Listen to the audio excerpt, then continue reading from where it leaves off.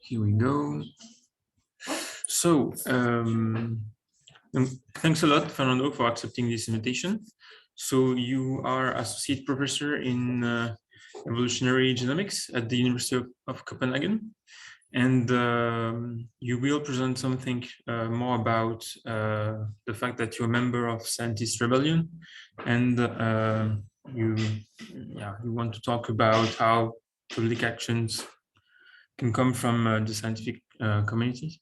So you have, we have until 2 p.m., but we can discuss as the people we want. And I don't know how you want to do it, if you have a full presentation or if we can jump in for a few questions inside. I have a full presentation, but I'd rather we talk up like questions and comments like maybe towards the end.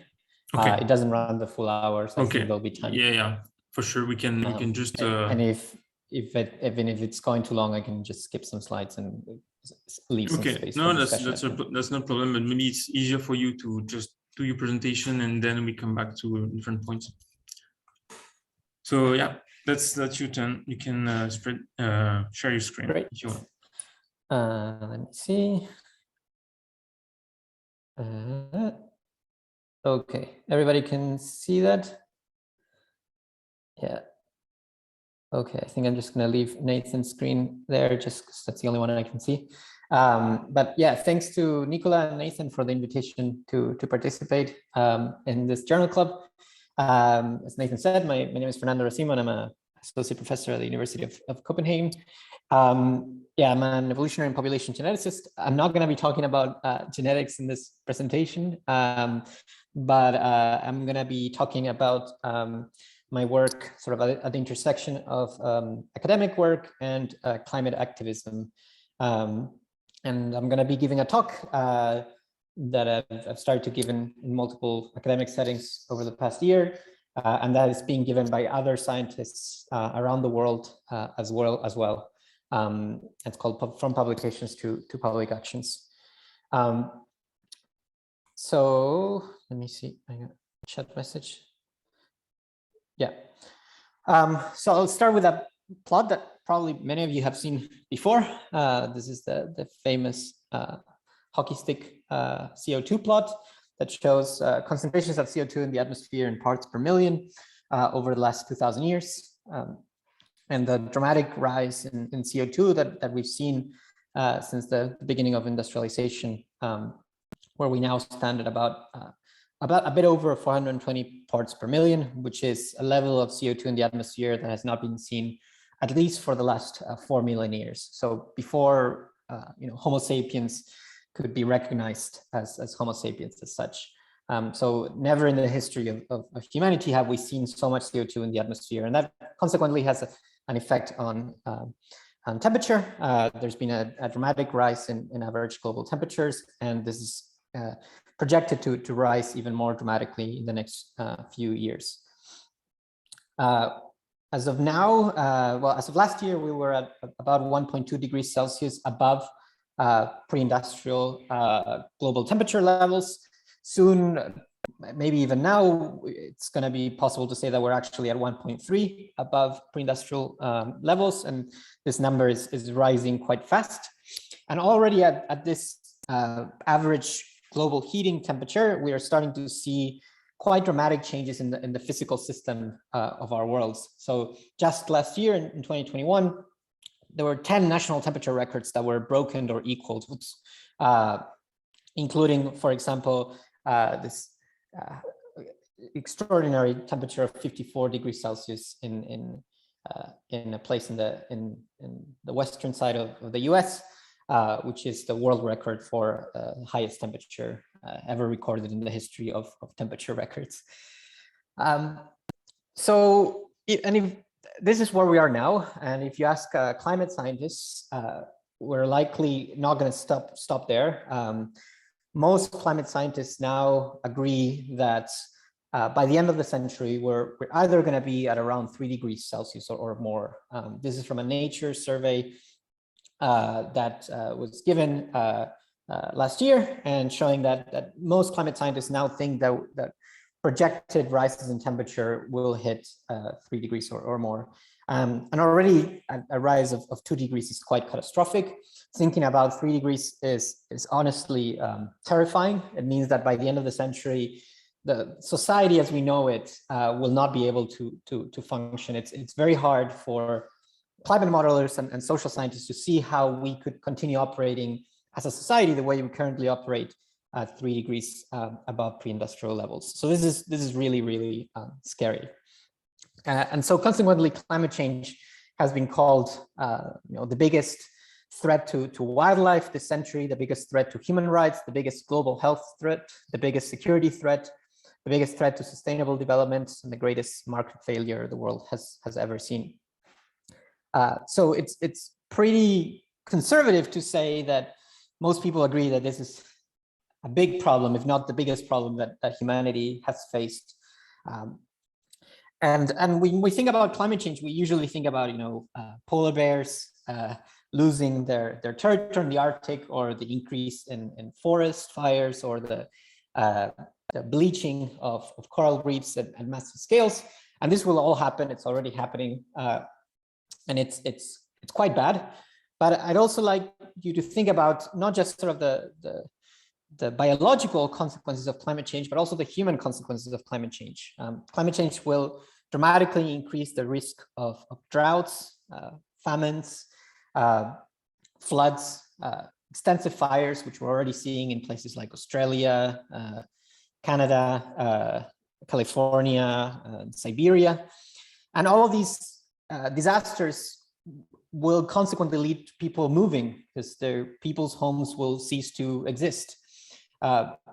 The projections for the amounts of people that will move by the end of the century, that will have to be displaced from the current places where they live, is over 1 billion. Some say even 3 billion people, which is insane. It's several orders of magnitude what we've seen in Europe, for example, as a consequence of the Syrian civil war, or the Ukrainian war.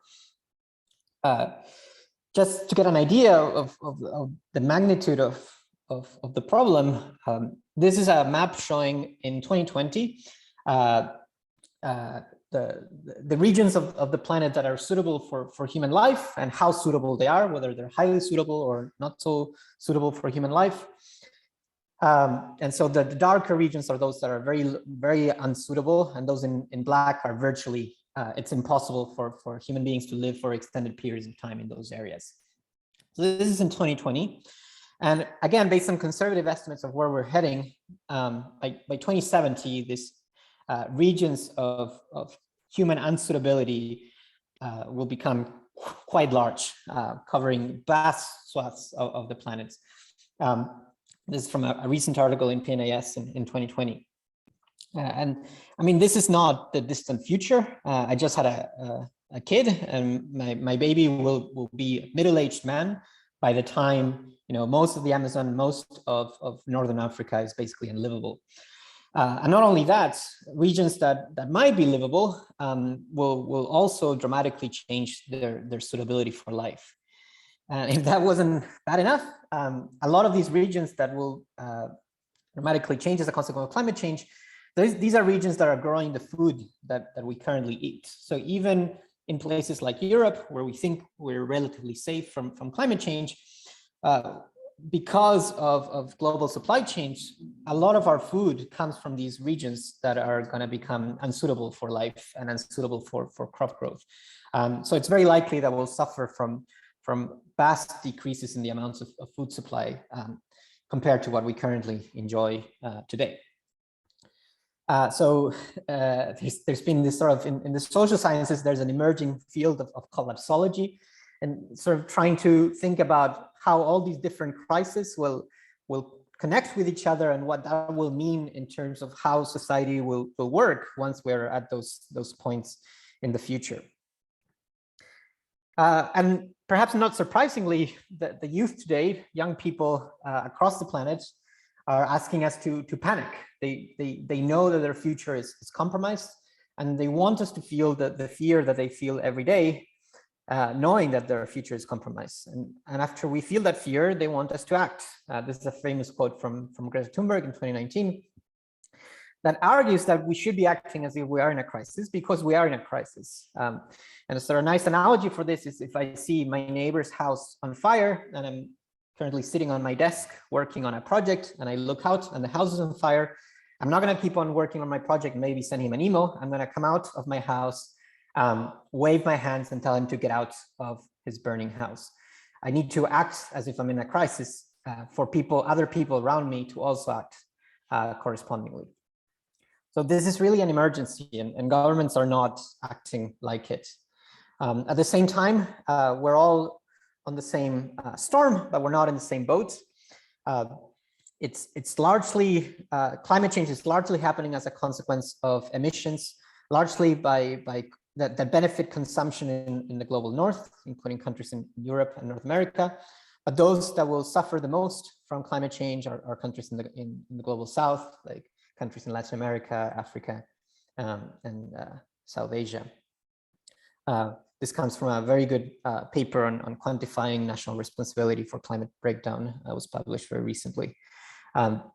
Also, if you measure, who's responsible for the bulk of the world's emissions, well, it's the richest 10% of the world actually is responsible for about 49% of emissions. And here we're talking about emissions by consumption. So who actually benefits from emissions? So, for example, if a Chinese factory emits CO2 in the atmosphere, but I'm the one that's buying the products that are coming from that factory, the one who's benefiting from that emission is me. It's not the worker in China who's suffering from that, from the terrible working conditions that are forcing him to produce CO2. So scientists have been warning about this for over 30 years. We've been, among other things, projecting the levels of sea level rise that will result throughout the 21st century. We've been talking about tipping points, points of no return, where we might be activating physical systems that might not allow us to go back to our current climate anymore. We've been talking about how different ice sheets are close to these tipping points. We've also been talking about the parallel problem of biological annihilation. Even medical journals have been talking about the health consequences of climate change for our health future. We've been talking about how this will affect cities and how systems that have been in place for thousands of years, for most of human history, that allow for human life are starting to already be disrupted. And so really, scientists around the world are telling us through publications, a lot of publications are telling us that we're in a climate emergency and that we should be panicking and acting like we're in an emergency. And this has been going on for at least for the last 3 decades. At the same time, even as scientists continue to give these warnings about what's already happening and what will happen in coming decades, governments around the world continue to push us ever faster towards this point of no return, this cliff. Just last year, the American administration held the largest oil and gas sale in US history. Countries in Europe, like Norway, continue to boost oil production. And a lot of this is quite intensely and very favorably supported by banking and financial systems that are largely based in Europe and North America. So even as scientists are sort of giving a warning sign of what's to come, governments are completely ignoring scientific warnings. There's a very good report, it's an international report called The Production Gap, that shows the difference between what is actually needed for us to avoid catastrophe, for us to avoid the worst consequences of climate change and put us on a relatively stable trajectory of 1.5 or even 2 degrees Celsius. So 2 degrees would also be quite catastrophic. And what actually governments are actually doing or even pledging to do. And the gap is ginormous. Like, governments are not doing anything near to what is actually needed in order for us to be in a safe and stable climate by the end of the century. Given that this talk is in France, I just wanted to pull out this sample that's showing that in France, the government also ignores scientists. France's rollout of renewables has been particularly slower than other EU neighbors, and it continues to produce or rely on consumption of oil and gas. Some of the worst emitters of CO2 are based in France, including Total. And on top of that, other forms of emissions are also happening in France, like, for example, methane emission through vast swaths of the country being subject to monoculture agriculture. Now, climate chaos is only half of the problem. At the same time as we're disrupting these physical systems, we're also disrupting our biological systems. As probably many of you know, a lot of the species across the world are threatened with extinction. Almost half of insect species are threatened with extinction now. And this is not only sad from some sort of purely spiritual point of view, but we rely on a lot of these species for us to grow food, for us to continue living at levels that we're currently living. So this is also quite scary. So some climate scientists and ecological scientists are sort of trying to conceptualize how it's possible for all these things to be happening and yet so little action happening at the same time. It's almost like two different planets that we're living in. The planet of reality, where these physical and biological systems are being distorted and disrupted, possibly permanently, possibly for many thousands of years into the future. And also the world of politics, where these problems are treated with so little attention compared to what's actually needed, coupled with the fact that the media barely reports on climate change at the level that it should be reported. So I think we need to take, as scientists and academics, we maybe need to start taking a more humble position that we usually take when we're seen as experts or as storers of knowledge, and recognize that we as a scientific community have failed to enact system change, especially over the last 3 decades.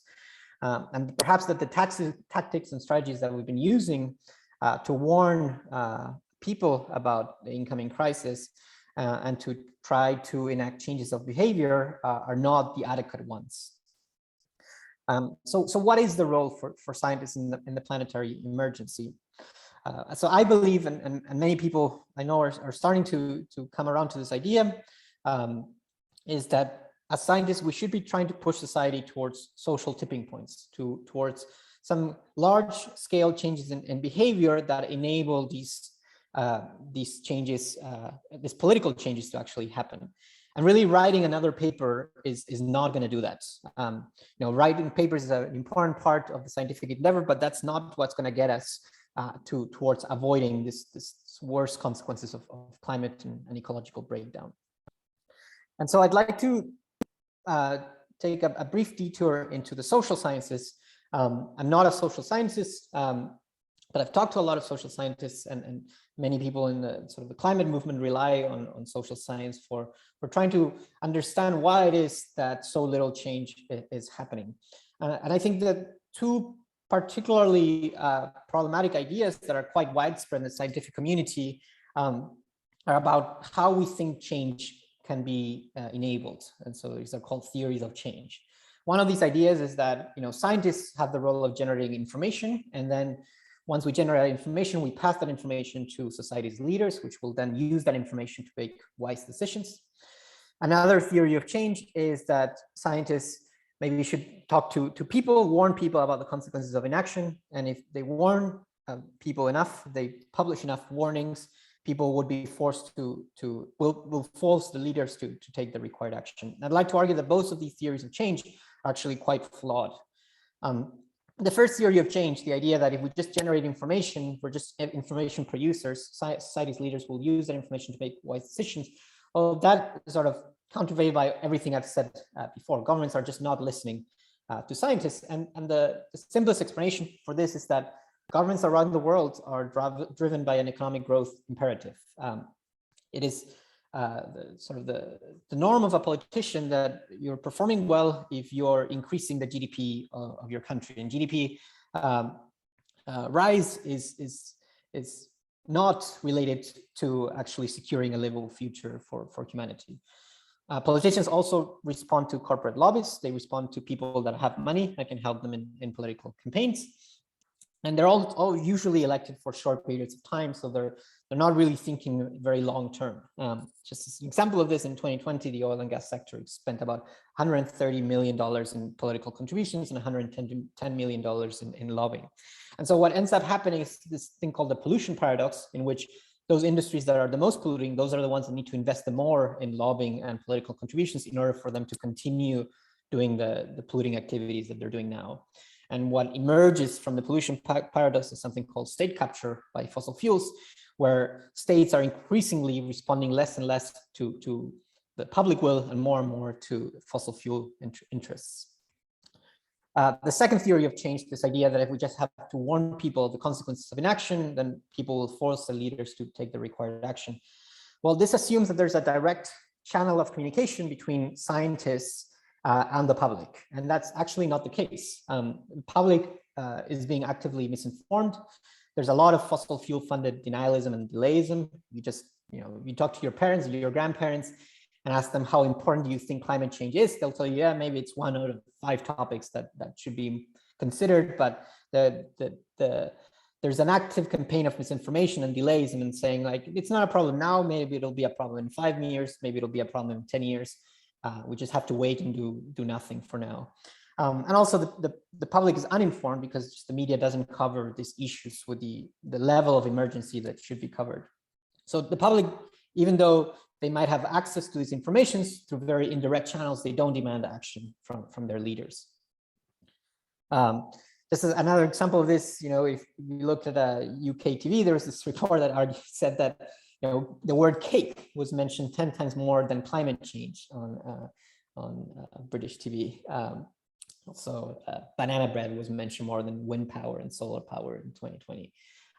This also has to do with the idea that the media are not really serious about climate change, and to a certain degree, they're very, very responsible for a lot of the inaction that has happened over the last few decades.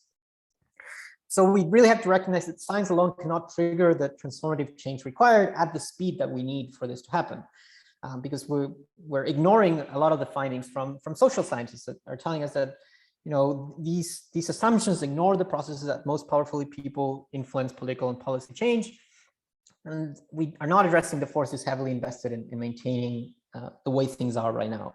So really, this is not a battle of information; it's about power.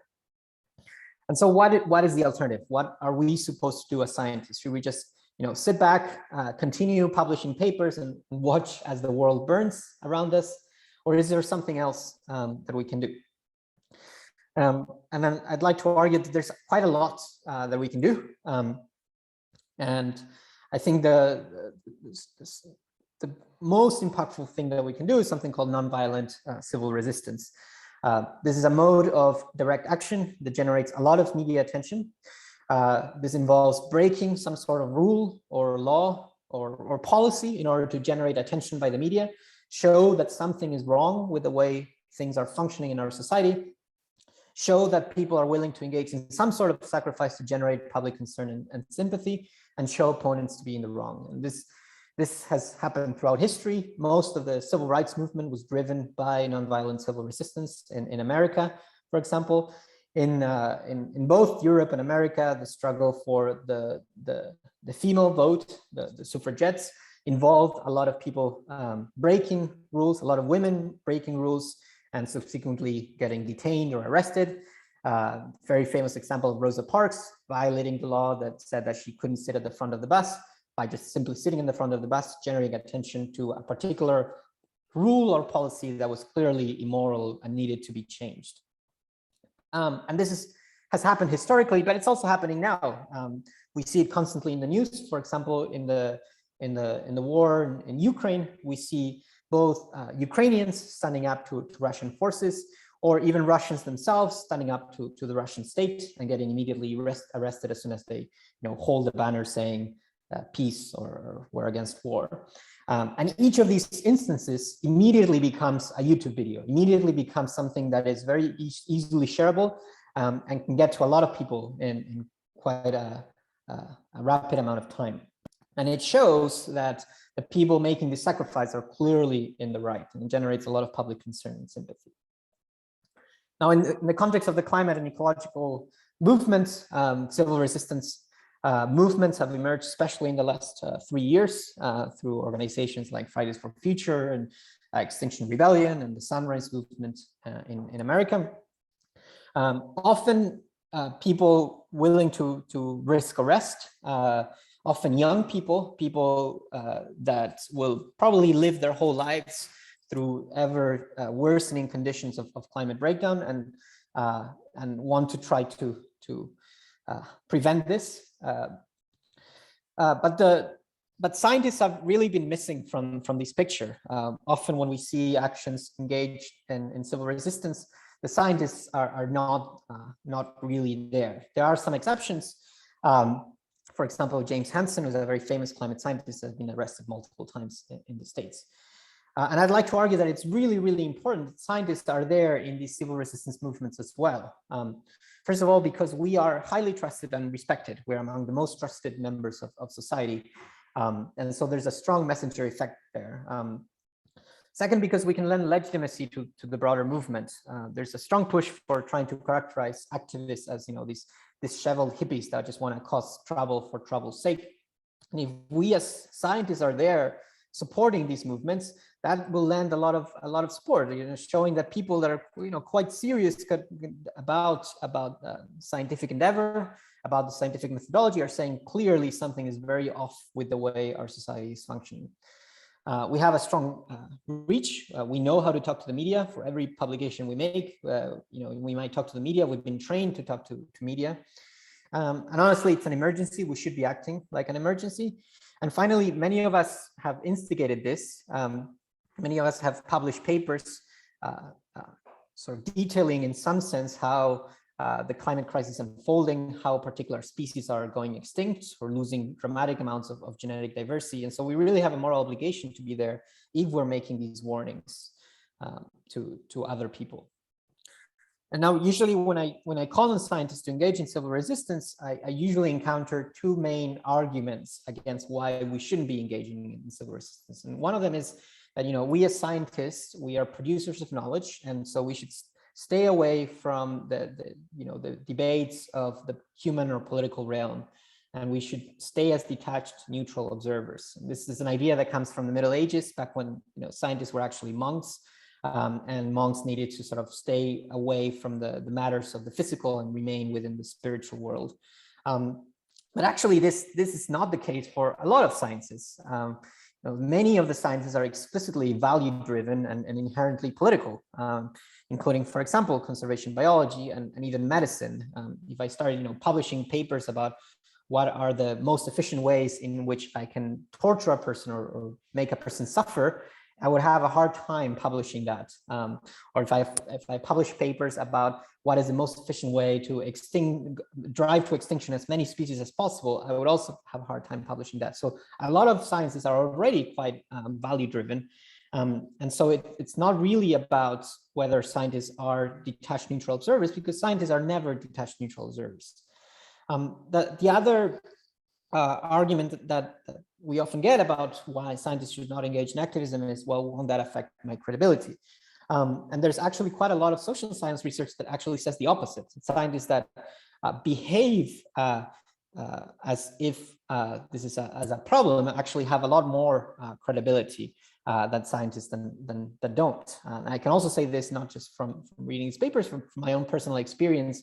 The moment I started sort of engaging in activism and participating in a lot of these movements, that the amount of people that sort of said, well, actually, maybe I should be acting has increased. And I rarely get this feeling from people around me that, like, maybe I shouldn't be doing this. And so there's many scientists across the world that are arguing that we should no longer carry on as normal. This is from a paper by Charles Gardner and Claire Wardley that says that acceptable forms of influence are not working and we are running out of time. The scientists who alerted the world to the climate and ecological crisis have a moral duty to join the movements demanding political action. Another paper argues that as scientists, we have an obligation that extends beyond merely describing and understanding natural world to take an active part in helping to protect it. We know that the scientific community has already tried all available methods to draw attention to the crisis. That being said, it's obviously true that our systems, our academic systems, restrict our ability to engage with the public. It's actually quite difficult to have these open conversations. I really thank you for the invitation to give this talk. It's becoming easier and easier, and as small scientists are doing this. But it's not something that we are rewarded for. I, as a scientist in my own university, I'm rewarded for producing as many papers as I can and teaching in as many courses as I can, and that effectively that's as much of what is expected of me. And actually engaging with the public, seriously engaging with the public, is not something that is supported by most universities across the world. Okay, so for the last part of my talk, so I have 15 minutes, I'm going to concretely talk about the Scientist Rebellion movement, which I'm a part of, and that is a group of scientists that are actually engaging in civil resistance. We are a group of academics that are calling on our communities to stand in resistance against the catastrophic inaction of governments in the climate and ecological crisis. We have three demands. We are asking governments, as well as the media and our own academic institutions, to tell the truth, to report on the magnitude and the urgency of the crisis and all its implications. We're also asking governments demanding governments to act now, to stop greenhouse gas emissions, to stop all new fossil fuel developments, and to uphold biodiversity loss. And we're also demanding that governments rethink the way that politics is carried out and call for the creation of deliberative, direct, democratic forms of government like citizens' assembly that can bring in random groups of people that are informed by science and can actually rapidly enable policies that will allow us to avoid the worst of the climate catastrophe. This is specific to Denmark, so I'm not going to talk about that. But I'm just going to give you an example of what we've been doing in Denmark. So locally, last year we held a teach-in at the climate ministry here in Denmark. Basically, what we did is we blocked the road in front of the Danish ministry. We broke the law, and we prevented cars from driving through the street for about 3 hours. And while we were doing this, we set up a classroom in front of the climate ministry, where we had a bunch of students sitting on chairs in the street and a series of speakers, faculty and researchers talking about the climate and ecological crisis in front of this sort of impromptu classroom. And this small act, which maybe involved between 30 people and 40 people, it wasn't that many people that were actually participating initially in this. This got a huge amount of media coverage. Every major newspaper and media outlet in Denmark covered this event because it was something unusual, something that you don't usually see scientists doing, being forced to do something very uncomfortable in order to transmit a message of urgency. In Glasgow, during this COP26 climate meeting, Scientist Rebellion had a very big action where they blocked a bridge for several hours. Several scientists were arrested, and that also got a lot of media attention. They even appeared in several scientific journals, where researchers were calling on other researchers to join the climate demonstrations. More recently, this year, we had what is called the Global Scientist Rebellion. In Denmark, we again went back to the climate ministry. This time, we started reading the IPCC report, which is this report by hundreds of climate scientists on the crisis, while we held scientific posters also blocking the road. Many of us were detained by the police. I was detained by the police. Some of us were arrested. And we were not alone. We were joined by scientists in Spain. I think there were about 40 scientists that were arrested by the police while blocking the Ayuntamiento, the Spanish Parliament. In Germany, there were street blockades by scientists. In Italy, there were blockades of fossil fuel companies. In Norway, there was a strike. In the Netherlands, again, another blockade of a fossil fuel company. In Sweden, there was another teach-in, as well as a street blockade. In the US, scientists were actually chaining themselves to the White House, calling the government to declare an emergency. In LA, there were several scientists that locked themselves to one of the biggest fossil fuel funders in the States. In the UK, scientists blocked the entrance to Shell and pasted scientific posters on its walls. And there were several actions by researchers in Uganda and Congo, as well as in Latin America. Here's a picture from Argentina, my home country. And also in France. Scientists occupied the Natural History Museum for several hours and gave a teaching by biologists, by climate scientists, by ecologists for several hours. And many of them were actually chained to different exhibits in the museum while given the talk. This is a pretty cool picture of a scientist chained to the foot of a mammoth. And they were eventually removed by the police, but it also got a lot of media attention, showing the disconnect between what scientists are saying and what the government is actually doing. Okay, so if you're interested in becoming involved in Scientist Rebellion, and you're thinking about, well, how can I help? Well, I urge you to join us. We really need as many scientists as possible to effect change. And so the more of us we are, the more likely it is that we will be listened. And also we ask you to spread the word. Tell your colleagues and friends about this talk that I'm giving now. Tell them that, honestly, like the more of these talks I can give, the better. And talk openly about the crisis to your colleagues, to your friends, to your family, and about what scientists are sort of forced to do as a consequence of this.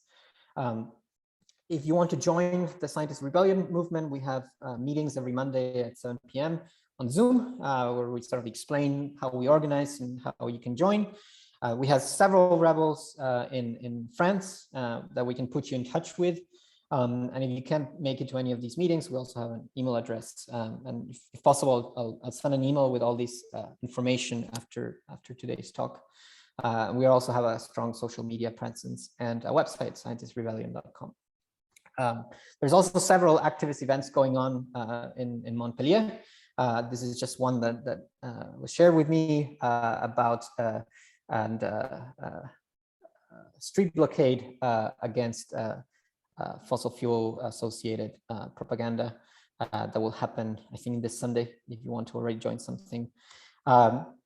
Last thing I want to say is that even though the Scientist Rebellion movement and associated movements like Extinction Rebellion rely on civil resistance, civil disobedience, somebody breaking the law, you don't have to break the law in order to be part of the movement.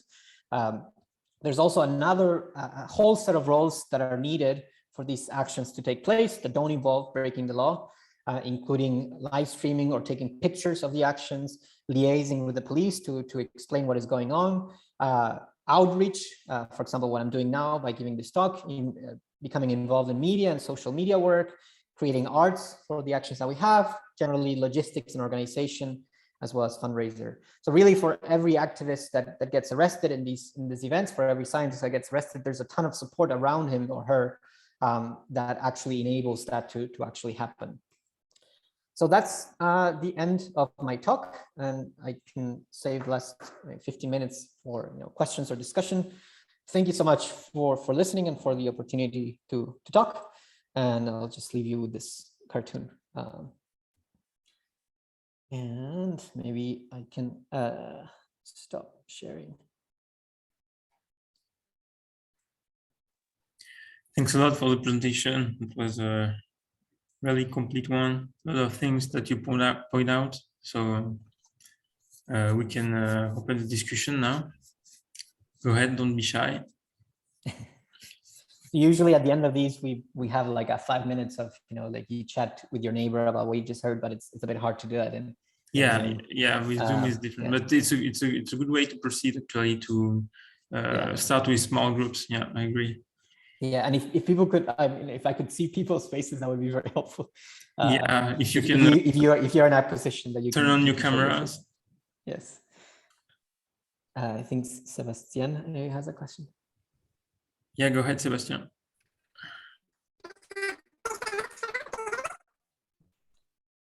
I think your audio is behaving weirdly. Right? Am I the only one? No. Yeah, your microphone sounds weird, Sebastian.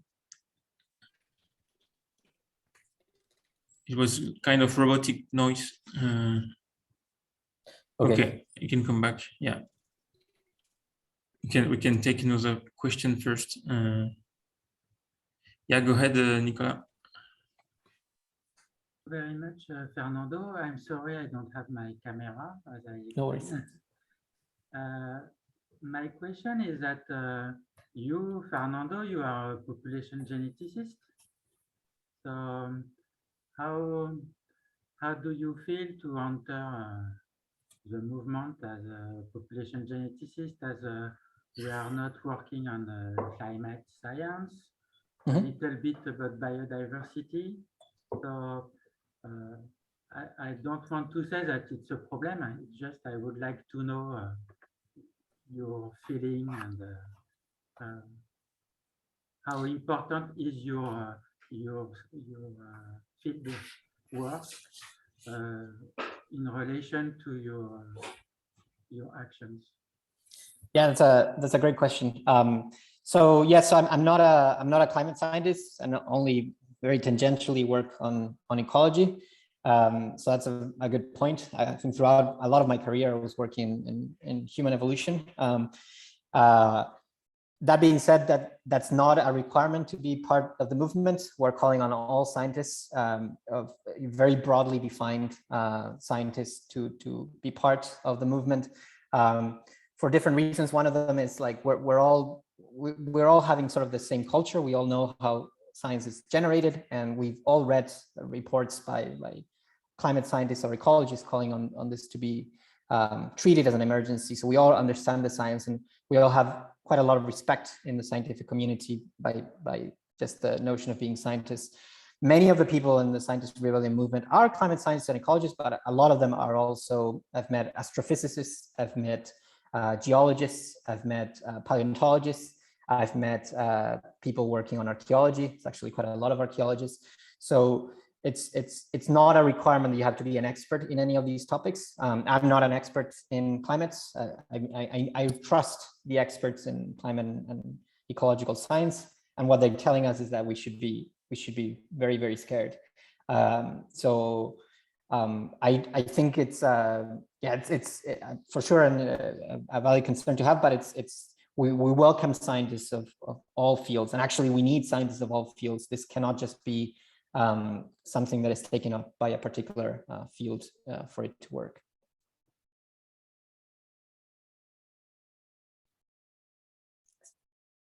Yeah, you can try again, Sebastian. Right, is better now? Great. Thanks, Fernando, for the talk, and then altogether, I guess your implications in this climate actions, and as well the publication, which probably it's quite correlated to people that are involved in both actions, because to some extent they're a bit similar. I mean, I've been following some of this very closely, and I'm quite interested in that. One aspect I was wondering that we had discussions already in our lab with some people is, of course, altogether, we kind of need to slow down on some aspects and some consumption society and things like that. And us as scientists, should we give the example in our daily life? I mean, in terms of not personal, but as scientists, I mean, we're using a lot of computers that run all the time, a lot of lab consumables. We travel all over the planet for field work, for conferences. So did you make an effort personally, or you think generally people around made an effort? And how does that go when other people out ask you, well, what do you in your daily life, like trying to get a feeling about what you think? Because some of us said, well, no, actually scientists should not do more efforts than others, because it's super important for everybody what we do. And others were like, well, we need to make an effort. At least give the example. So what do you think? Sorry. That's a great question too. So I think this goes to the idea of, like sort of a system change versus individual action. And in the movement, we are pushing for system change. I don't nobody in climate activism believes that if people just behave in a particular way, will be saved from the consequences of climate change. What we need is a complete revamping of our economic structures as they currently stand. That being said, a lot of our behavior speaks to our sort of validity as a protester, right? So like if I call on airports to be closed down, but while I'm doing that, I'm flying across the world from one place to another, it's not going to be very believable, and it's also giving sort of fires to the I'm making it easier for me to be attacked as a protester if I'm not living up to those things. That being said, like I've met people in the movement that eat meat, that sometimes fly, and that's totally fine. I honestly couldn't care less if you're flying to get arrested because you're asking for system change, by all means, fly. In my research life, I don't fly anymore because it's sort of my own internal logic is I don't think my research justifies flying any longer. Maybe if I was asked, if I was given the opportunity, there's an action happening in this country and you might get arrested. We need as many people as possible. We need them tomorrow. Then maybe I would fly and get arrested. But it's sort of a question of whether we should be focusing on individual action to system change. I think both are important, but what really needs to change is the system that we all live in. And I think our individual actions sort of help to transmit the message. But nobody's a purist here, and nobody cares if you eat a little bit of a steak right before you're engaging in action. It's more about calling, for example, for making it easier for people to consume less meat, for making it easier for people to not have to use their cars to live a normal life, and that all of that has to come from governments. So individual action is important, but it's not the key thing that needs to change here. Yeah, that was my original, but you kind of answered. Is it a top down or bottom up? Because what you refer to is the same as in ecology. Is it something that we need to be told what to do, or there need to be rules, or I mean, it's really hard. I have no idea if there's any clear answer, but you're feeling it's more that it should come from the top. And well, I mean, change should come through democratic institutions. But our push for change should come from the bottom. We should all be pushing for this to happen.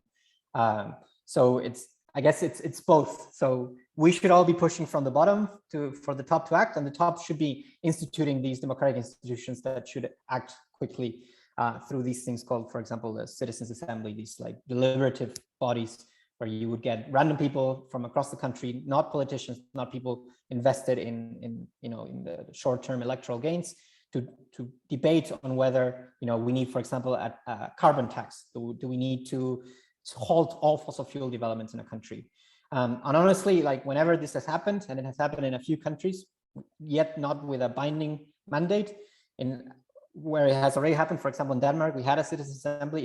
It wasn't listened to by the government. The government just organized it, but then didn't listen to what they were saying.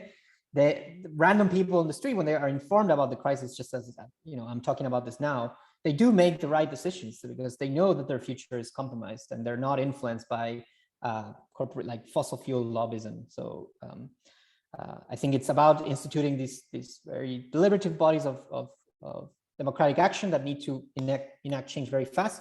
For these to happen, there needs to be a lot of push from the bottom, and that essentially means civil resistance. Great, thanks. And then just a small comment: do you put that on your CV, in your academic CV? That would be great. Yeah, it's actually there. So I've put a member of Scientist Rebellion. It's somewhere in the CV. I don't know if people have noticed, but it's there. Thanks.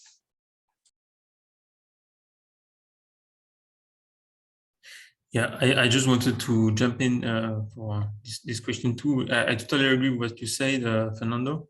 And it seems to me that it illustrates the two planets you were talking about, and the fact that there are politicians instead of political, because what we are doing is political. But politicians world that don't want to change, and globally, and people like us that are aware about the problem. Yeah,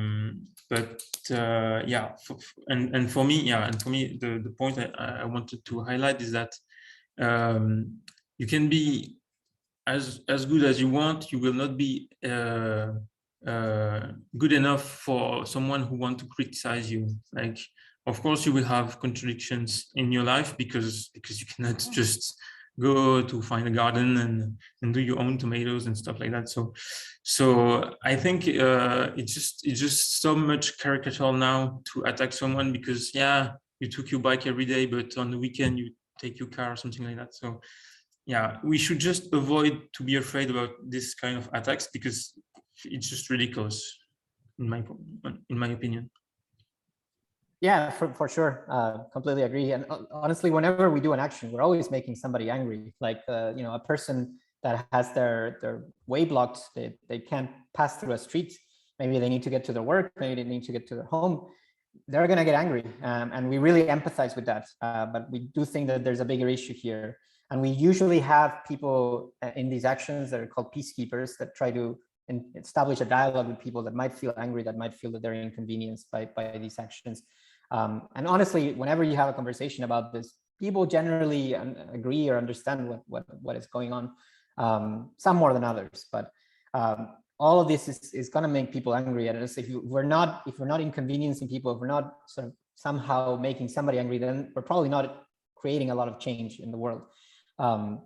That being said, like it's also important that people that might be on the fence are not sort of turned away from the movement. Bye, Nicola. So I think that the actions are at the same time we try to make them fun, we try to make them welcoming, and I try to get as many people as possible to join us.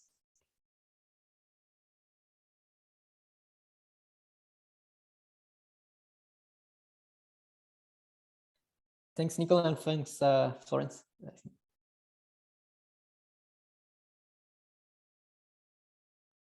You have another? Yeah. I have another comment. Plenty of them, but if anybody want to jump in, go ahead. I really like the fact that you say that even in the Middle Age, there were differences with scientific communities that were neutral, but and now we don't have to be neutral depending on the context or something like that. That it's not because we are scientists that we don't we cannot be engaged somewhere. And I don't think science has ever been neutral. There's always, I mean, there's always some. I think it's very hard for us to define science neutral. But they pretended to be, they pretended to be neutral somehow, to say no, we just make science, but that is already a statement that saying, we're exactly. I totally agree. And so I'm wondering if okay, you said you in the actions you led, you have been arrested by the police, but I haven't been arrested yet. I've been detained. So they detained. Yeah, sorry, detained. Just temporarily. Yeah, temporary. Sorry. So just Go ahead. I've met many scientists that have been arrested. Actually, it depends a lot on the action, whether the police are going to take you in the car or not. Yeah, of course, and how much capacity they have. Yeah, and that's my point. That's my point, because, for example, when you blocked the street and gave a course, so that's more about popular education. But recently in France, we had something similar, but that wasn't for giving a class, but that was for avoiding a meeting with the stakeholders of the company Total, and they managed to delay this meeting for the next day, and that finally happened on Zoom because it was impossible to reach the building. And you can see, so it's of course in French, but you can see some crazy scene where activists like you and like other people are saying, we are going to die if you don't do something against what you want to do. They say that to these stakeholders from Total, and the guys just don't care at all, and they insult them. And so I'm wondering if seeing that we should not be a bit more radical and go ahead to these people that are in total disagreement with us, like they don't want, and their actions will lead us to the end, maybe. So I mean, I've seen many of these actions in France and in other countries. But so what these actions are trying to achieve, and I think they're being quite good at this, is sort of trying to take away the social license of these organizations. So sort of the tacit agreement that we all have that Total is a corporation that should exist in the world, as opposed to something that should not exist. So even though a Total executive might be completely indifferent to this, I think the fact that people are seeing this, like you just told me, I think that is very important, because it means that Total is no longer just another fuel supplier. It's actually something that people agree should not exist. So a lot of these actions are not necessarily oriented to the executives, or more oriented, even though people are speaking to the executives, are more oriented to the public. And there's a question from Florence about are there more male than female scientists within Scientist Rebellion? I think it's split quite evenly. Many of the scientists that were arrested at the actions that happened in Denmark this year and the last year were actually female. There's quite a lot of women in the movement, as there are in general in the climate movement. A lot of the climate groups across Europe and the States, a lot of the most active people in these movements, they're women. So yeah, in Scientist Rebellion, I would say it's quite evenly split.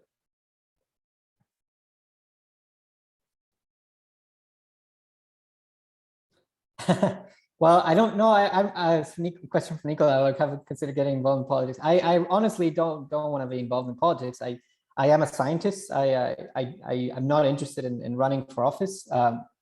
What I think, because I don't think, essentially, I don't think, and I think this is the general feeling among activists, we don't think that the common standard channels for generating political change are going to generate change at the pace and the scale that we needed for this to happen. What we're calling on politicians to do, and we're going to continue doing this until this happens, is to organize these citizens' assemblies made up of people that are not going to be me.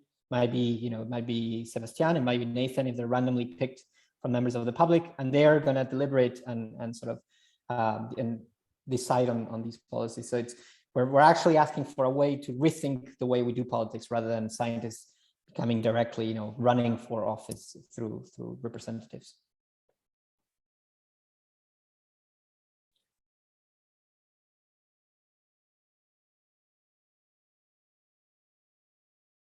Yeah, Nathan.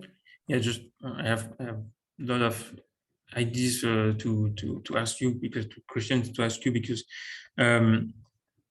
what do you with Scientific Rebellion, what do you ask to media in terms of debate? Because, for example, in France, we had no debate about global warming during all the presidential election.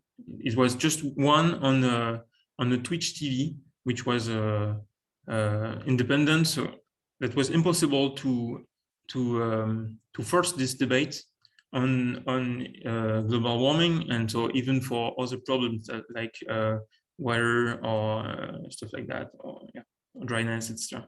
So what do you ask to media? Do you think we need more independent media? How do you fund them, or we should put pressure on government for that?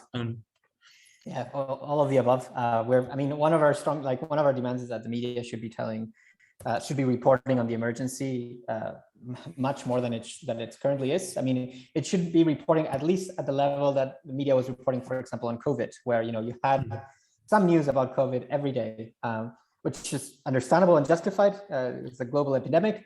Climate change will generate many, many more deaths than COVID will, and yet it's treated as sometimes as a section of a newspaper, a special interest section. You're interested in climate change, you can click here, and then you get some interesting news about the environment, or it's not even treated at all. And a lot of it's by design, partly because of people that own the media, and a lot of it is journalists are not really doing their jobs to the level that they should be doing it. We shouldn't have to be doing this. We shouldn't have to be blocking streets in order for this message to be coming across. So and I mean, increasingly as we do these actions, we get invited to talk to media. For example, right after one of these actions, we had an op-ed in a major newspaper here in Denmark. We've been interviewed by radio and TV, not just in Denmark, but throughout the world.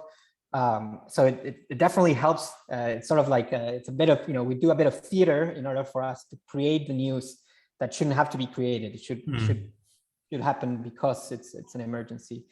But yeah, all of the above.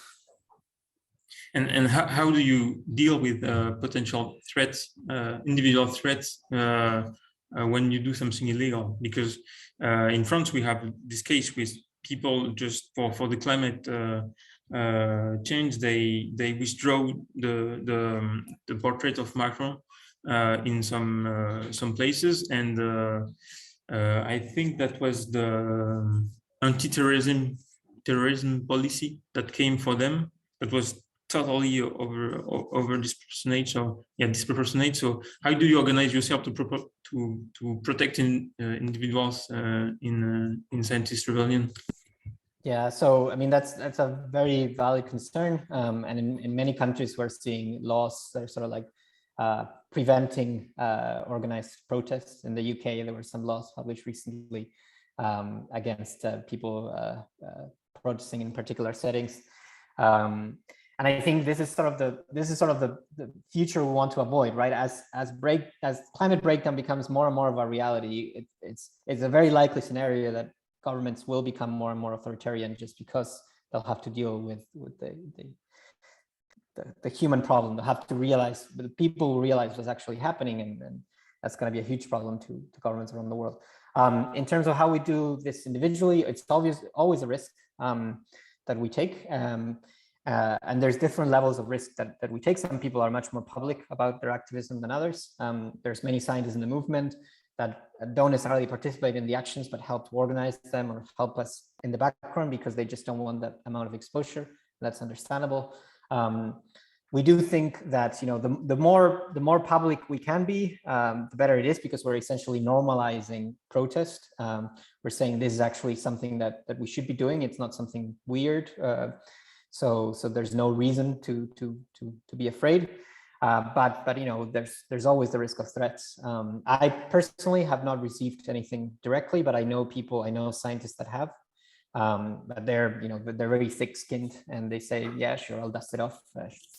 Compared to what's coming, this is nothing. And also that's a good motivator. I always think about what will my kid, when my kid is 30 years old, what will he tell me what will I tell him when he asks me, what were you doing now when you could have made a difference? And if I just tell him, well, I was just publishing papers and trying to get talks in conferences, I think he's gonna either get very angry at me or laugh in my face. It's not gonna go well. So yeah, I I'm agree. always But thinking about I agree. But everybody has their own sort of safety limits, and we always respect that. And that's why it's difficult sometimes to convince people to go to the protests, stuff like that, because there are their own individual risk. But there's a ton of things that can be done being part of the movement without directly putting yourself in an arrestable position.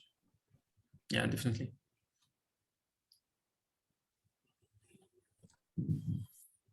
I was just thinking as well. You mentioned at the start that information is not necessarily a problem. I mean, it's not really the issue, but do you think misinformation might be an issue? I mean, we see it more and more, and actually we talk about the media, but it seems that a lot of people, especially the ones that are maybe less receptive to information, actually are not using the media anymore. And it's all, well, the social media. And we've seen it with COVID. It's been fantastic in the terms of misinformation and how some people could be convinced by like one random crazy person about something.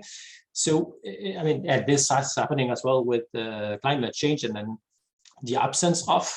And so do you think this is a problem? And as scientists, I mean, we're really bad in communications altogether. I mean, I think what you said at the start, we're trained to talk to journalists. I think, well, I don't know how it is in Denmark, but in France, we're absolutely not trained. And most of us don't really want to do that because we're not comfortable with that. And once we say something, they write an article which says the opposite, and we have nothing to say. We have no ways to read before they publish this kind of thing. So what's your general feeling about information and misinformation?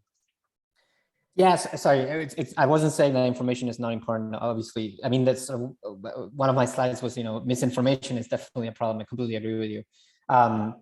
So I guess a couple of things. One of them is, one of the things one of the cool things about these activist groups is that they have a lot of trainings, and one of them is a media training.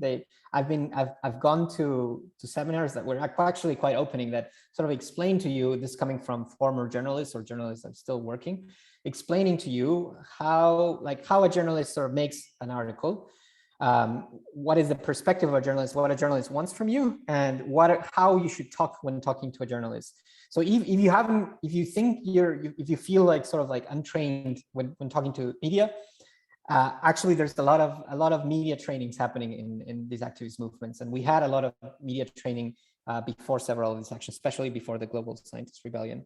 It was actually super eye-opening.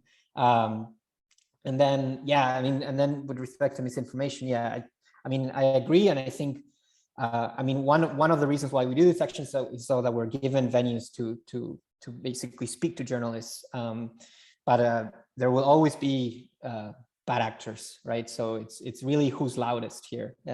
And I don't, my personal view is that I don't think, you know, me publishing another, or if I were a climate scientist, publishing another climate science paper in the Journal for Climate Science Research will actually get to the people that I wanted to get. So yeah, so I think misinformation is definitely a problem. It should be addressed. And there's quite a lot of work going into how to talk to media in these different groups.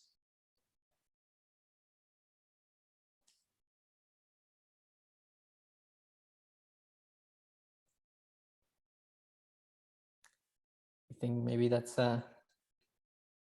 unless people have more questions. Yeah, I don't know. Go ahead. Don't hesitate. We can stay a few minutes. If possible, is it possible to send an email to you, Nathan, with like this information about how to join and yeah, for sure. Actually, I'm interested. I'm interested. Super. Yeah. And yeah, I have some friends of mine that are involved, especially, for example, in the withdraw of the portraits, and so yeah, it can be a good idea. How long have you been in Scientific Rebellion? Scientist Rebellion, I've been there about a year, but before that I've been for maybe 3 years in general in I was in Extinction Rebellion, Okay. and I still am in Extinction Rebellion. Many people are in both, but it's only been maybe in the last year that it's sort of this movement of scientists that are engaging in solar resistance has really taken strength. Both in terms of and I've been participating in actions, but also doing a lot of outreach, not just to scientists, but to other citizens, in libraries or cafes, giving these type of talks. Yeah, and to try to give some weight to your voice because you are scientists, and yeah.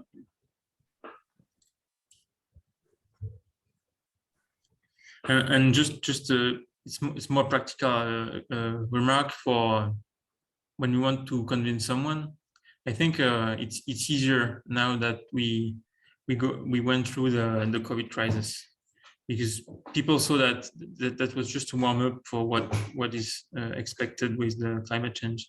Yeah, I mean, it shows the level of action that can be taken. You know, a state can completely halt most economic activities for a few weeks. I think the level of change that will be needed for climate change is a very different type of change, but it shows that, you know, if we actually have if the states have the actual willingness to do it, this would actually happen. Yeah, and it also shows that we can do another way. Like we can try to relocate some productions, avoid such a big market, global market like that, and many things like that. Yes. Yeah. Well, thanks. Thank you so much, Fernando. That was an interesting talk. So I'm gonna stop this recording.